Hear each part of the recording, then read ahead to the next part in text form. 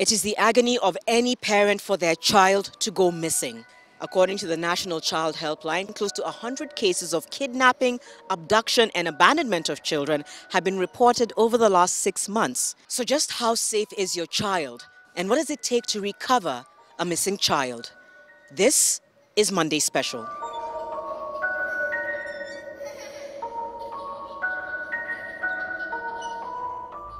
Mariana, how serious is the issue of missing children in Kenya?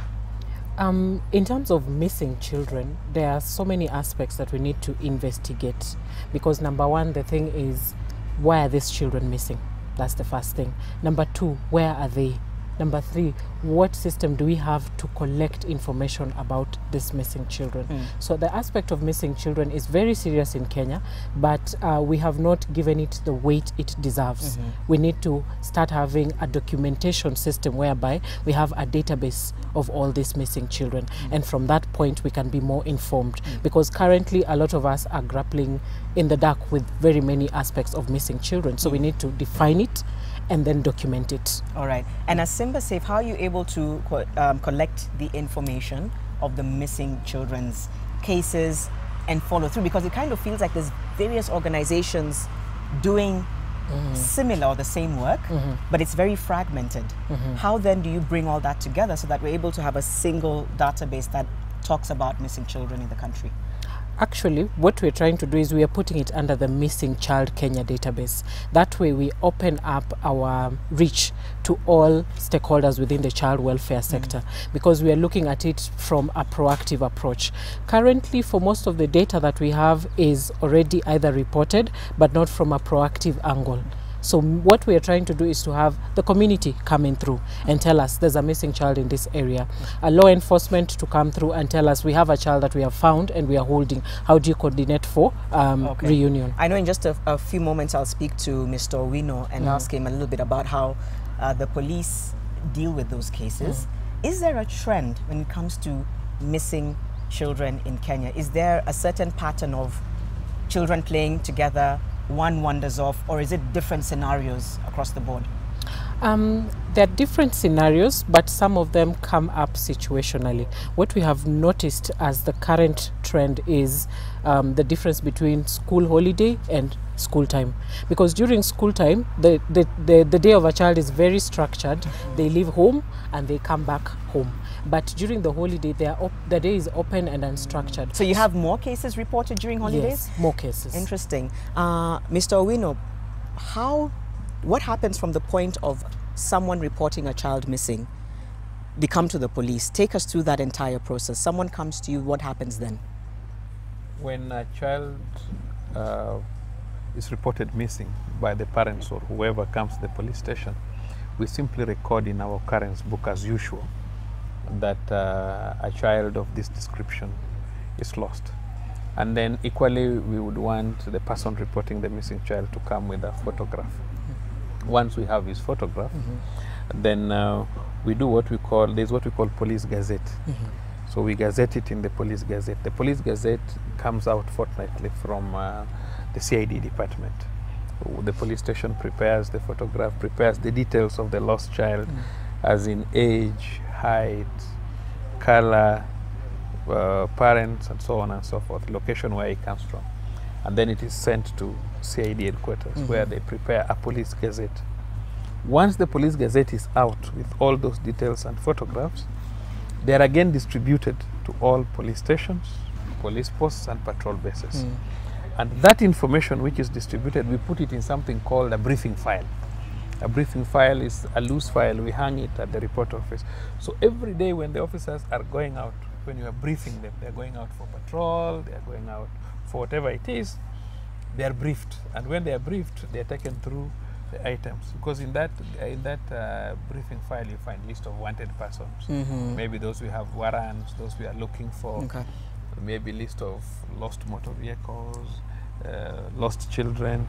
We have the details, and the officers take details as they go out, areas of interest. So that they're able to be vigilant all the same. Yes, and now the briefing file, we keep it there for continuously for about 6 months. But then also, we also find children that are brought. They have been found astray and they are brought to the police station. As a result of the briefing file, or just this No, is just a different? Maybe somebody, you see, apart from somebody coming to report that his child is lost, Mm. there are also people who come to the police with the children whom they have found. Okay. Maybe idling somewhere, maybe they feel the children are lost, like you've seen during shows, Of course. and so on and so forth. Yeah. So when those children are brought, again, we also again inform all other police stations through our system called Signals Okay. that a child of, maybe you'll go through records and see, does he appear in the list of lost and wanted children? And those methods are effective? Do you see Yes. results based on? Yes, we the see systems you quite a number. have? We have a number of results. Yeah. We find us getting children who have already gotten lost and so on and so forth. Is there a sense that the police may be, and I stand to be corrected, overwhelmed in terms of the number of personnel vis-a-vis the number of cases, again, when it comes to missing children? Are there enough resources to go out there? We cannot say we are overwhelmed because of the way we do it. One, we don't go out there physically looking for, you see, like now a child is lost. Like when cows are stolen, like now the Turkana are stealing, let's say, from Pokot and so on. So when cows are stolen, we go out looking for the cows, isn't it? But when a child is lost and is reported lost, you don't necessarily go out looking for the child physically. What happens is that procedure that I've told you. We okay. get the photographs, we gazette it, we put it in our briefing file. So it's a continuous process that will be taking place ordinarily without much strain. Okay. So we can't say we are strained on that. And when is a child officially regarded as missing? What's the period? Is it 24 hours? 48 hours? When you can declare a child missing? yeah, if he has been lost sight of for over 24 hours, They're then declared officially is missing. Yeah. Yeah, but you see, anytime a child is reported missing, we want to, normally, humanitarianly, the child is missing from the parent. Therefore, the child is missing. Yeah. Even if the child is somewhere with somebody, but is missing. Now, the problem only arises when children miss, especially on the line that they have been stolen. That one is now tricky. Like, for example, how would a child who has just been born in hospital miss? See, that's stolen. Yeah, you can't tell me that a child who was in hospital, who has just been born, maybe the mother has not recovered properly, she wakes up, she finds no child, or she goes to ladies, she comes back, she finds there's no child. Now, that one we have to go out physically looking for the child. Do you deal with that? Have you dealt with such cases? How do you tackle that? Because that's a bit different, and compared to the other cases where you have a child, 5, 6, 7-year-old. What happens in the cases of a newborn? Actually, our main structure of operations is to connect the people to the available resources. Most people, it's not a concern until it happens to you. So they're not aware of such mechanisms within the police unit and any other And that's what department needs to change. And that's the what awareness needs to that change. there are, for instance, we were talking earlier on, and you talked about the child protection units. Yeah. Maybe you can tell us about the child protection units, how they work, because there's people watching this and they don't really have a clue as to how to go about reporting a missing child, where to go to the police, how to go about it. Can you take us through that? The child protection unit is not necessarily much related to lost children. Sure. It is basically on protection of a child, on more so abuses on children, and not just abuses alone. Even when you fail to take your children to school, that child needs protection. You fail to immunize your child for polio, that child needs protection, I think it's important that you've described what the child protection unit does. Yes. Let's go back a little bit more to missing children. When do you consider a case to be cold? When do you say, we've tried everything, we have put out the announcement, it's been gazetted, this child has not been found? Do cases go cold that way? Cannot go cold. There is no parent who would rest before he gets his child. Yeah. He rather gets the child dead and is convinced my child has died. But when do the police But when the child is simply just lost, though there is a provision in law for any lost person, including an adult, that if you take 7 years, that the family cannot trace you, then people may decide that you are declared dead. Okay. But that also needs a member of the family to swear an affidavit, because also some people may also do that just to inherit property of somebody they know very well. To take advantage. Is there, and I know, you know, Mariana will also talk about alerting, but if someone right now knows of a child that is missing or is concerned about a child, is there a certain number they can call other than bringing themselves physically to the police station? It's better to come physically to the police station, because we need that record of the occurrence and book. the picture, like and you also said. Equally, we need somebody to commit himself that the child is truly lost. What of if you've insured your child and then you want to make a false claim? So you must, somebody must come. Fine, for purpose of urgent reporting, you can call us on 999 or 112 for purpose of urgent reporting. Okay. But it is prudent that you must visit the police station physically and make sure that your report is booked. We're about to take also for purpose of records. We're about to take a short break. How do you work with the police? How do the two organizations come together? Is there a synergy? There is a lot of synergy, because number one, where we come from is managing this parent situation so that they can be able to make objective solutions or decisions when their child is missing. So the number one thing, a lot of the times when a child goes missing, you find because of the confusion and all that, they don't take due procedures. So we take time with them to talk to them how the details, so that we help them make a certain description of the details, and then we refer them to their nearest police station. Because the most important thing, like Mr. Wino says, is for law enforcement to have record of your missing child. So while we are still looking for all that, we connect you to law enforcement. As they do their due diligence. As they do their due diligence, and then the child stays on official government record, as opposed to just vigilant search parties searching within the system, but not connecting the child to the law enforcement system.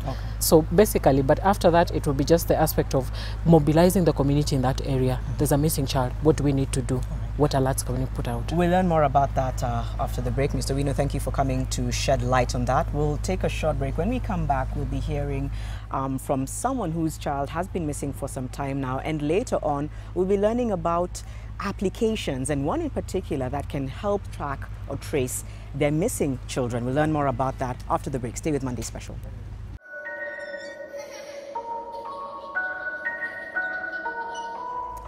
Welcome back, and thank you so much for staying with Monday Special. The hashtag is Monday Special KE on Twitter. We're talking about child safety with a focus on missing children, something that is becoming a very worrying trend in the country. With us now, and joining us for the second part, is Dorcas. Dorcas is a parent of a boy who's been missing for a few months.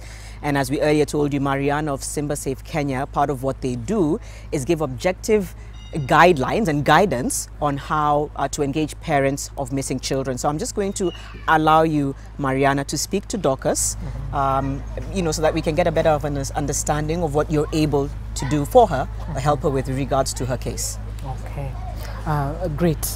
So Dorcas, vile Janet amesema, sisi huwa tunasaidiana na wazazi kujaribu kuangalia vile tunaendelea kutafuta watoto wao wenye wamepotea, na tunasaidia kukuelimisha upate mbinu mpya za kuendelea kutafuta mtoto kama muda imeenda. So ningependa kwanza uanze kuniambia maybe mtoto alikuwa anaitwa nani na alipotea lini. Niambie juu ya mtoto wako. Mtoto anaitwa Francis Mbugua.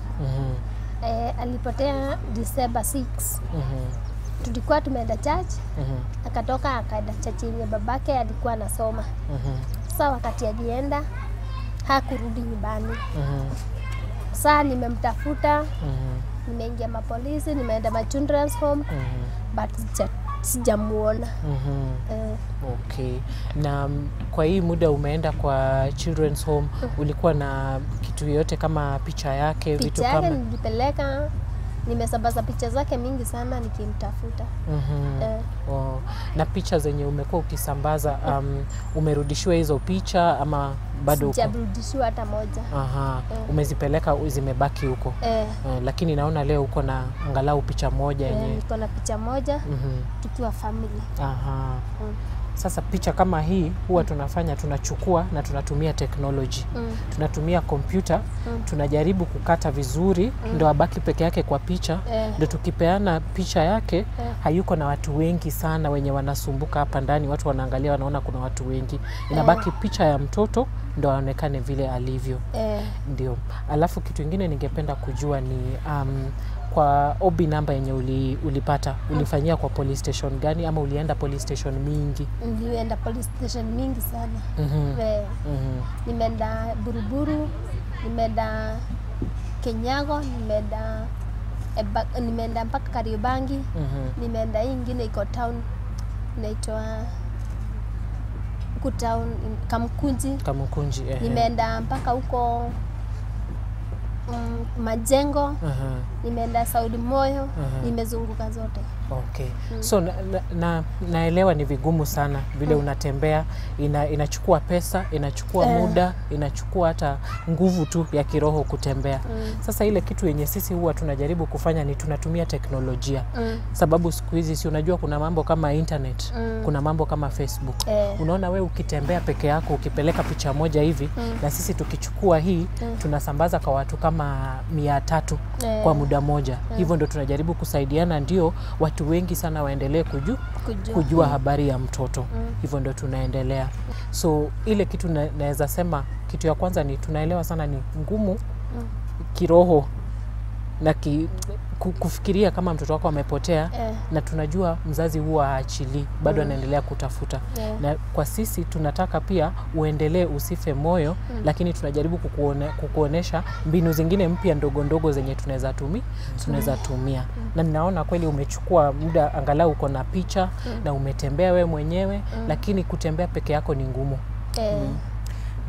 Let me ask you, Dorcas, asante kutuelezea, and of course it's really hard, and I know this is something you deal with. Very quickly before we go to our next break, what happens now? You have information from her, you have her picture. Take us through what happens now. What happens now is we now have it documented, because probably she has not had something like a poster that can fly out with all important information. What happens with such pictures is, even if it is shared, even if you take a picture of it and you share it on Facebook, it will just go as the picture. So if someone extrapolates it from a Facebook account and sends it somewhere else, it's just a picture without information. We really insist on creating a poster, and the poster will have facts. It will have things like the child's name, the age what he was wearing, when he was last seen, where reports have been made at, and a contact number that someone can be able to contact. So that's the first step. We'll create for them something factual that they can work with even when we're not there to work with them. She can print it out, we can print it out for her because it's cheaper to print on paper, and she can work with it anywhere, but it will be very, very factual, because the thing that we understand is facts and time are very important when sharing this information. And how effective has that been with regards to the systems that you use? How effective has it been in eventually, we can't always reunite families, but just from the experience you've had, how much of a difference does it make to have those facts and that detailed information for these missing children? It makes quite a big difference, because I remember one time we were looking for a 10-year-old boy, and we had pictures of him without spectacles, and when we called the parents, we were told he wears spectacles.